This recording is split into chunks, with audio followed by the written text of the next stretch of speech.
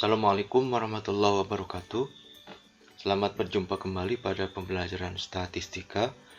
Pada pertemuan kali ini kita akan membahas tentang pengujian hipotesis komparatif, yaitu dua rata-rata independen parametrik. Ini adalah tabel pemilihan jenis analisis data komparatif, di mana posisi kita pada saat ini adalah berada di sini, t-test 2 sampel, di mana teknik pengujian statistiknya adalah 2 sampel yang independen, kemudian jenis datanya adalah intervalasio yang normal. Jadi kita menggunakan statistika parametrik. Nah, ini mengingatkan kembali tentang berpasangan dan independen ya.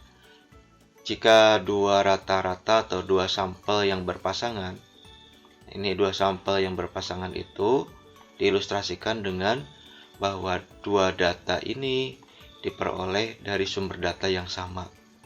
Misalnya melakukan pretest dan posttest, maka disebut dengan dua sampel yang berpasangan. Sementara dua sampel yang independen itu adalah dua data berasal dari dua sumber yang berbeda. Sumber data satu menghasilkan data yang pertama, sumber data kedua menghasilkan data yang kedua. Seperti pada eksperimen murni,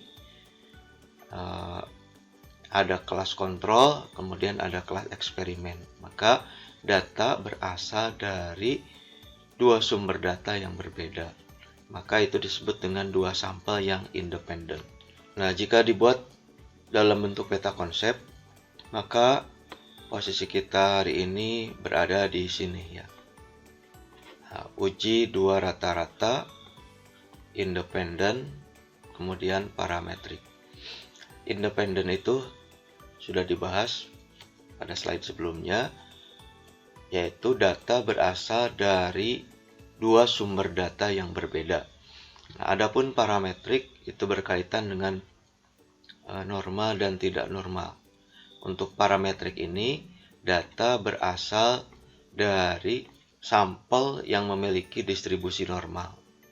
Jadi pada minggu ini kita akan membahas uji hipotesis dua rata-rata, di mana datanya berasal dari dua data yang berbeda, dari dua sumber data yang berbeda, dan dua data tersebut berdistribusi normal. Nah, pengujiannya menggunakan t-test 2 sampel. Untuk menguji hipotesis komparatif dua rata-rata yang independen parametrik, ada dua rumus yang bisa digunakan. Yang pertama ada separated variance, yaitu varian yang terpisah menggunakan rumus ini. Kemudian ada polit variance menggunakan rumus ini. Rumus mana yang harus kita gunakan? Itu ada beberapa pertimbangan yang harus dilakukan. Nah, untuk menentukan rumus mana yang akan kita gunakan, maka kita harus mengetahui varians dari dua data tersebut apakah homogen atau tidak homogen. Kemudian kita juga harus mengetahui jumlah sampel dari dua data tersebut. Apakah jumlah sampelnya sama atau jumlah sampelnya berbeda. Nah, berdasarkan dua kriteria ini, yaitu apakah variannya homogen atau variannya tidak homogen. Apakah jumlah sampelnya sama atau jumlah sampelnya tidak sama, maka kita bisa menentukan rumus mana yang akan kita gunakan. Nah, di sini jika variannya homogen dan jumlah sampelnya sama, maka menggunakan dua rumus ini. Jika jumlah sampelnya sama tapi variannya tidak homogen, maka kita bisa juga menggunakan rumus ini, tetapi ada ketentuan bagaimana menentukan DK-nya atau derajat kebebasannya, atau dalam bahasa Inggrisnya DF ya, degree of freedom-nya. Nah, begitupun jika variannya sama dan jumlah sampelnya tidak sama, maka menggunakan rumus Polite variance. Nah, jika variannya tidak sama dan jumlah sampelnya tidak sama, maka menggunakan spirited variance. Teman-teman mahasiswa jangan bingung dengan istilah DK dan DF ya. Karena mungkin di buku, kalau kalian membaca buku-buku statistik, ada yang menggunakan DK atau singkatan dari derajat kebebasan, ada juga yang menggunakan DF yang disingkatan dari degree of freedom. Dua-duanya sebenarnya mengacu kepada maksud yang sama. Bentuk varian kedua kelompok akan berpengaruh pada nilai standar error yang akhirnya akan membedakan rumus pengujiannya. Jadi, kenapa rumusnya beda-beda? Kenapa penentuan DK-nya berbeda-beda? Karena bentuk varian kedua kelompok akan berpengaruh pada nilai standar error yang akhirnya akan membedakan rumus pengujiannya. Oleh karena itu, maka sebelum kita menguji beda antara dua rata-rata yang independen parametrik, kita harus menguji homogenitas dulu untuk menentukan apakah rumus ini akan menggunakan spirited variance atau Polite variance. Ini contoh yang pertama. Seorang kepala dinas ingin mengetahui apakah terdapat perbedaan waktu tunggu mendapat pekerjaan antara lulusan SMA dengan lulusan SMK. Dari hasil penelitian diperoleh data sebagai berikut. Waktu tunggu mendapat pekerjaan SMA, ini waktu tunggu mendapat pekerjaan siswa SMK atau lulusan SMK. Berdasarkan data di atas dilakukan perhitungan sehingga diperoleh data sebagai berikut. Nah, data mentah ini yang ada di atas. Kemudian kita hitung rata-ratanya, dihitung simpangan bakunya, kemudian dihitung variannya. Sehingga diperoleh data seperti yang tertera pada tabel ini. Kemudian apa saja pertanyaannya? Seperti biasa ya. Tulis hipotesis statistiknya, tulis hipotesis penelitiannya. Tulis hipotesis tersebut secara formal, kemudian uji hipotesis pada tingkat signifikansi 0,05, gambar kurvanya, tulis kesimpulan statistiknya, tulis kesimpulan penelitiannya. Nah, untuk menjawab pertanyaan-pertanyaan tersebut, yang pertama rumusan hipotesisnya. Hipotesis statistiknya, tidak terdapat perbedaan waktu tunggu mendapat pekerjaan antara lulusan SMA dengan SMK. Di sini hipotesis nolnya menyatakan tidak terdapat. Hipotesis alternatifnya atau hipotesis penelitiannya terdapat perbedaan. Hipotesis tersebut dinyatakan secara formal menjadi H0.2 μ1 sama dengan μ2 karena tidak terdapat perbedaan. Hipotesis alternatifnya μ1 tidak sama dengan μ2 karena terdapat perbedaan. Pengujiannya adalah pengujian dua pihak. Nah, untuk menentukan rumus yang akan digunakan, maka kita harus melakukan uji homogenitas dulu, yaitu menguji varian dua sampel apakah homogen atau tidak. Nah, pengujian homogenitasnya menggunakan rumus F sama dengan varian terbesar dibagi varian terkecil. Nah, ini data varian dari dua sampel. Dari sini varian terbesarnya adalah 2,28, varian terkecilnya adalah 0,65. Maka tinggal masukkan ke dalam rumus 2,28 dibagi 0,65, hasilnya adalah 3,49. Ini adalah F hitung ya.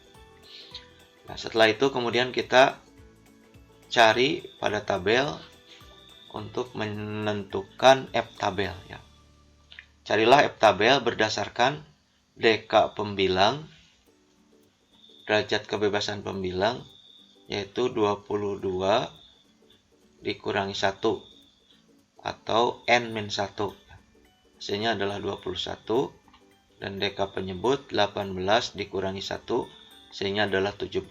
Berarti nanti di tabel cari pembilangnya 21 dan penyebutnya 17, taraf signifikansinya 0,05. Kita lihat dulu tabelnya.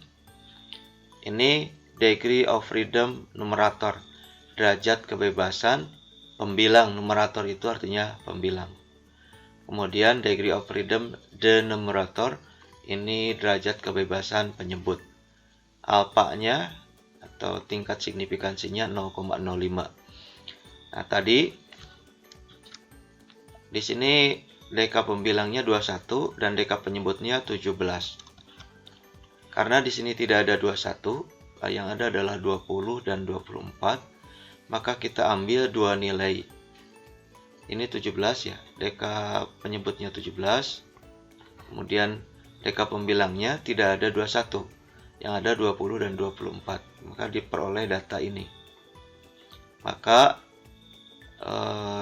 jumlahkan dua F tabel ini ya, F tabel 20 dan F tabel 24, jumlahkan kemudian dibagi 2. Itu untuk DF pembilangnya atau DK pembilangnya 21. Nah, diperoleh F tabelnya adalah 2,23 ditambah 2,19. Ini untuk yang DF-nya 20 dan ini yang DF-nya 24. Hasilnya adalah 4,42, kemudian dibagi 2 hasilnya 2,21, dan ini adalah nilai F tabelnya. Jadi ini nilai F hitungnya, kemudian ini nilai F tabelnya. Selanjutnya bandingkan F hitung 3,49 dengan F tabel 2,21. Ketentuan pengujian, bila F hitung kurang atau sama dengan F tabel, maka H0 diterima atau variannya homogen. Bila F hitung lebih besar dari F tabel, maka H0 ditolak atau variannya tidak homogen. Berdasarkan data di atas, F hitungnya 3,49 lebih besar dari F tabel yaitu 2,21, maka H0 ditolak, artinya varian tidak homogen. Nah, karena N1 jumlah sampel pertama yaitu 22, jumlah sampel kedua 18, ternyata ini tidak sama. Kemudian S1 kuadrat atau varian pertama dan varian kedua juga tidak sama. Mana bukti tidak samanya ini? Varian tidak homogen. Maka varian pertama tidak sama dengan varian kedua karena hasil pengujian dengan rumus F ternyata variannya tidak homogen. Nah, berdasarkan ketentuan penggunaan rumus, maka rumus yang digunakan adalah separated variance.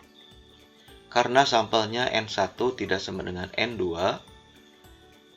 kemudian variannya juga tidak sama, tidak homogen, maka rumus yang digunakan adalah separated variance dengan T tabel pengganti, di mana harga T tabel dihitung dengan cara mencari selisih antara dua tabel dari dua deka, kemudian dibagi 2, hasilnya ditambahkan dengan T tabel yang paling kecil, maka itu menjadi T tabel pengganti. Contoh, N1 25, deka 24, T tabelnya adalah 2,797, N2 13, deka 12, T tabelnya adalah 3,055. T tabel yang digunakan adalah cari selisih T tabel pertama dengan T tabel kedua, yaitu 2,79 dikurangi 3,055, kemudian dibagi 2. Selisih tersebut hasilnya adalah 0,129. Kemudian T tabel yang digunakan adalah T tabel yang terkecil, berarti 2,797 ditambah dengan 0,129 sama dengan 2,926. Ini contoh ya, tidak ada kaitannya dengan soal. Nah, untuk mencari T hitung, tinggal masukkan data-data yang ada pada tabel ini ke dalam rumus. X1 bar berarti rata-rata yang pertama dikurangi rata-rata yang kedua, kemudian dibagi dengan akar. S1 kuadrat itu varian. S1 kuadrat itu varian yang pertama, S2 kuadrat varian yang kedua, dibagi dengan jumlah sampel pertama, ini jumlah sampel yang kedua. Tinggal masukkan, ini tinggal dimasukkan rumus-rumusnya. Hasilnya adalah 3,02. Dengan demikian maka T hitungnya adalah 3,02. Setelah diketahui T hitung, kemudian kita menentukan T tabel atau T kritis. Yang digunakan adalah T tabel pengganti karena jumlah sampel dan varian tidak homogen. T tabel dihitung dari selisih harga T tabel dengan DK N1-1 dan DK N2-2, kemudian dibagi 2, kemudian ditambahkan dengan harga T tabel terkecil. Tingkat signifikansi yang digunakan 0,05. Di sini dua pihak. Berarti 0,05 dibagi 2, 0,025. Karena di sini pengujiannya dua pihak, ke kiri dan ke kanan. Nah, kita lihat dulu ya. DK-nya diingat-ingat 21 dan 17. Kemudian alfanya 0,05. Alfanya ini pengujiannya dua pihak ya. Pengujiannya dua pihak, kemudian alfanya 0,025 yang ini. Kemudian DK yang pertama adalah 17, DK yang kedua adalah 21. Maka perpotongannya adalah di sini. Berarti ini T tabel pertama, ini T tabel kedua. 2,567, 2,518. Berdasarkan tabel tersebut diperoleh T tabel 1 2,58, kemudian T tabel kedua diperoleh 2,567. Nah, selanjutnya adalah mencari selisih antara dua T tabel. Berarti 2,567 dikurangi 2,58, hasilnya 0,049. Setelah itu selisih ini dibagi 2. Hasilnya adalah 0,0245. Harga T tabel pengganti yaitu T tabel terkecil yaitu 2,518 ditambah dengan selisihnya ini 0,0245, hasilnya adalah 2,5425. Nah, berdasarkan data yang telah tadi kita hitung, yang pertama kita lakukan adalah membuat kurva ini. Setelah membuat kurva, kemudian kita menentukan posisi T tabel. Kita perkirakan T tabel posisinya ada di sebelah sini. Nah, T tabelnya adalah plus 2,5425. Ini tabelnya T tabel pengganti ya. Kemudian negatif 2,5425. Setelah itu kemudian kita tarik garis ke atas. Setelah tarik garis ke atas, kemudian kita arsir ya di belakang ini. Nah, setelah itu kemudian kita menentukan T hitung. T hitung itu adalah plus 3,02.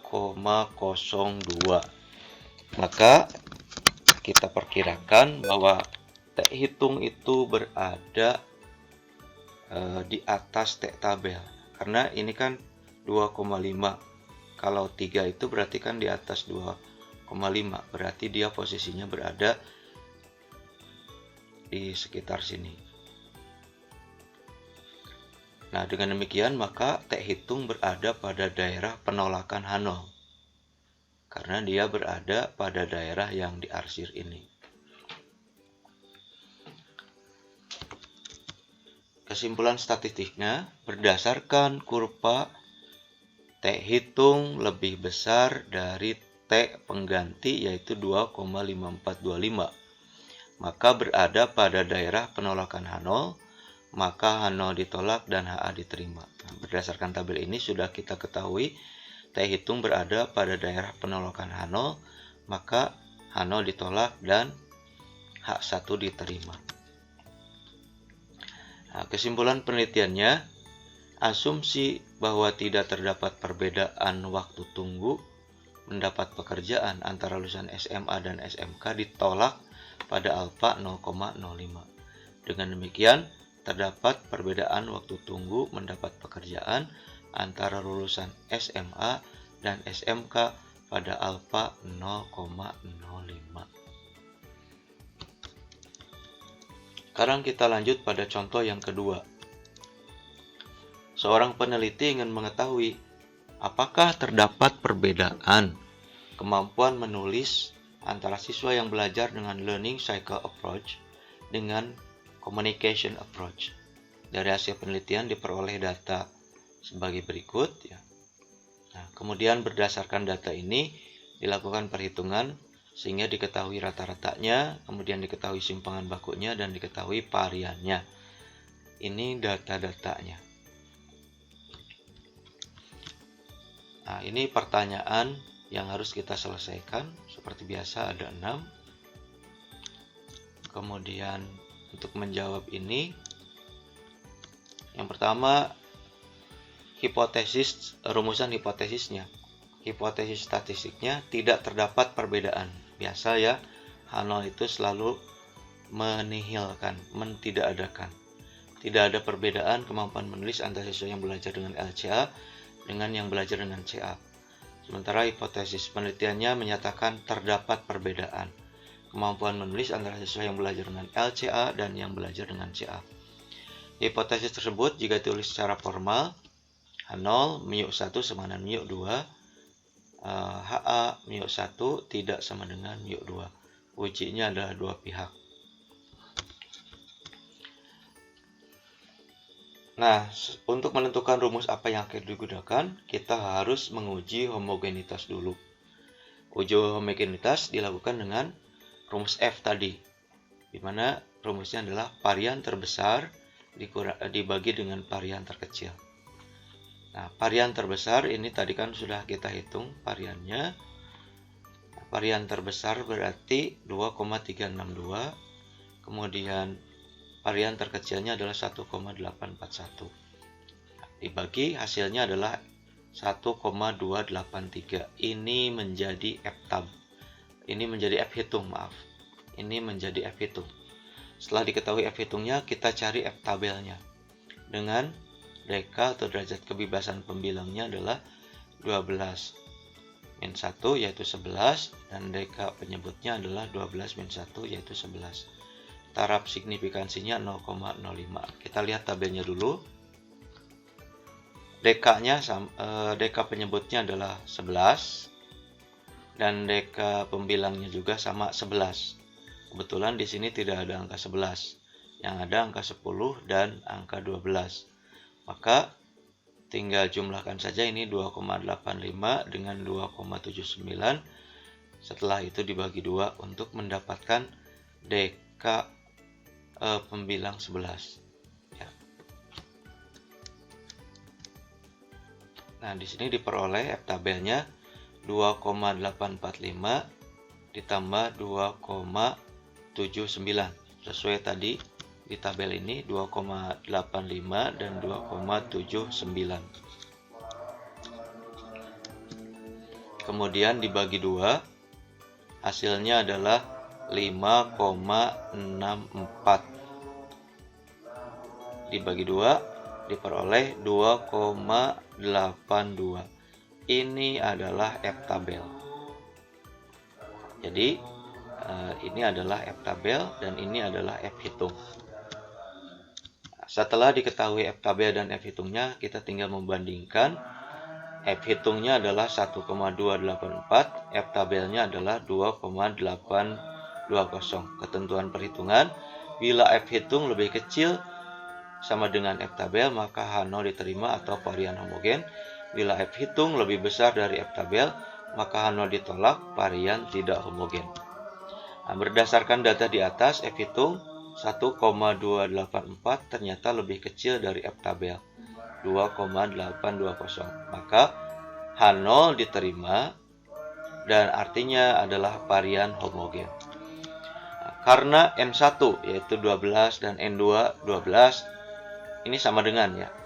Karena N1 dan N2 itu sama, kemudian varian 1 dan varian 2 juga sama. Ini tolong ya diperhatikan, ini salah, harusnya sama dengan.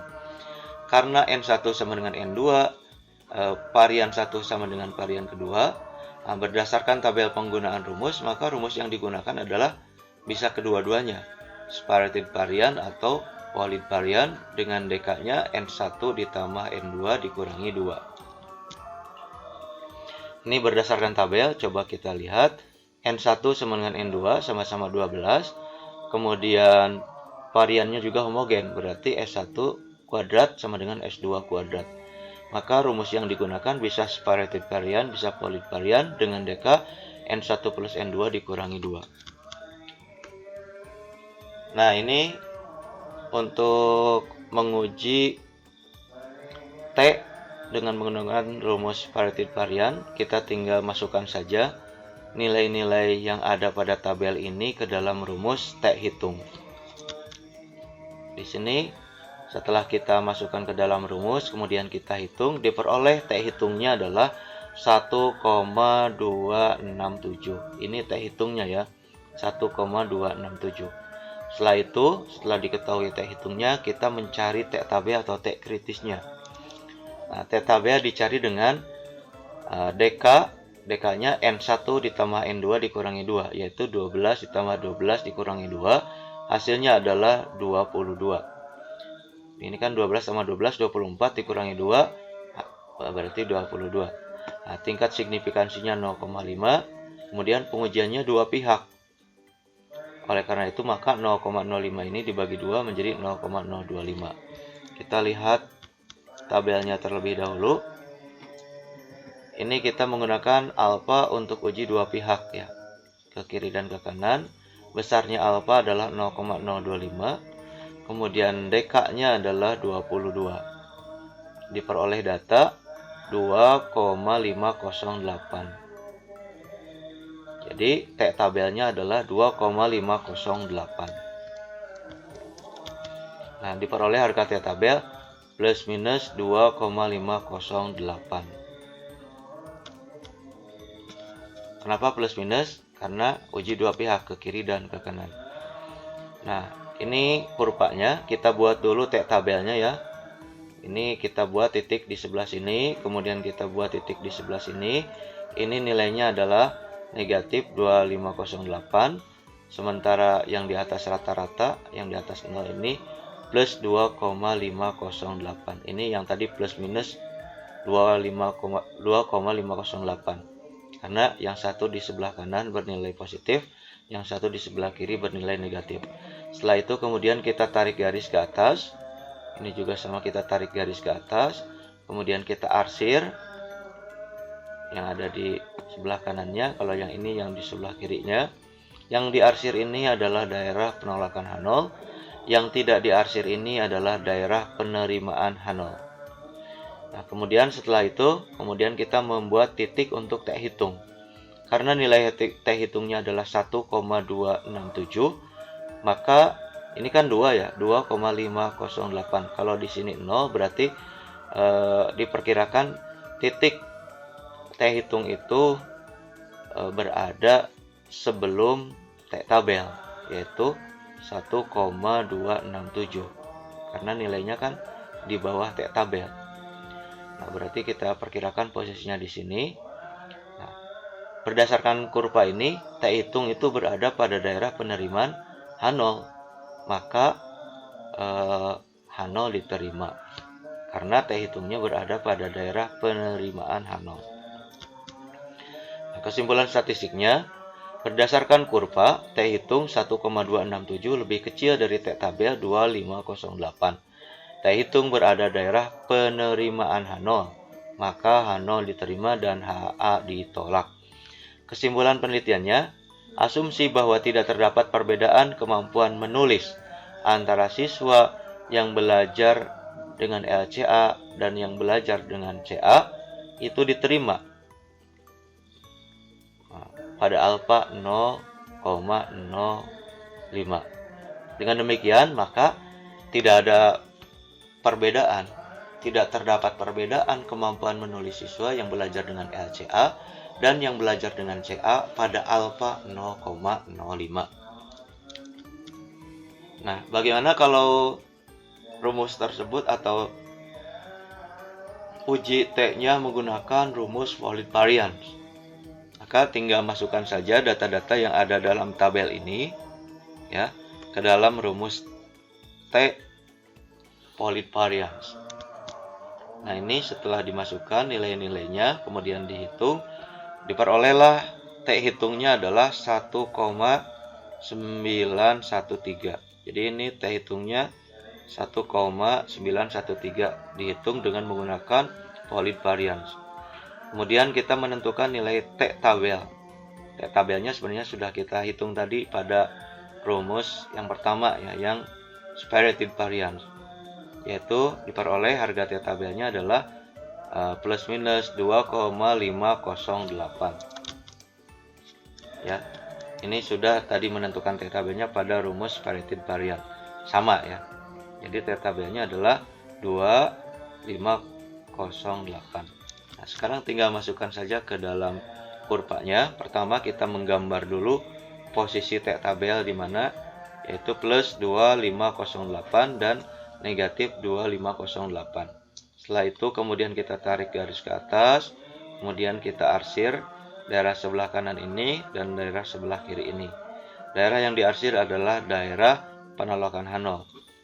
Sehingga jika posisi T hitung ada di daerah penolakan, maka H0 ditolak. Daerah yang tidak diarsir ini adalah daerah penerimaan H0. Jika T hitung berada pada daerah ini, maka H0 diterima. Dan ternyata nilai T hitung itu adalah plus 1,913. Ini kan 2,5, berarti posisinya ada sebelum T tabel. Karena ini 1,913. Dengan demikian maka T hitung berada pada daerah penerimaan H0.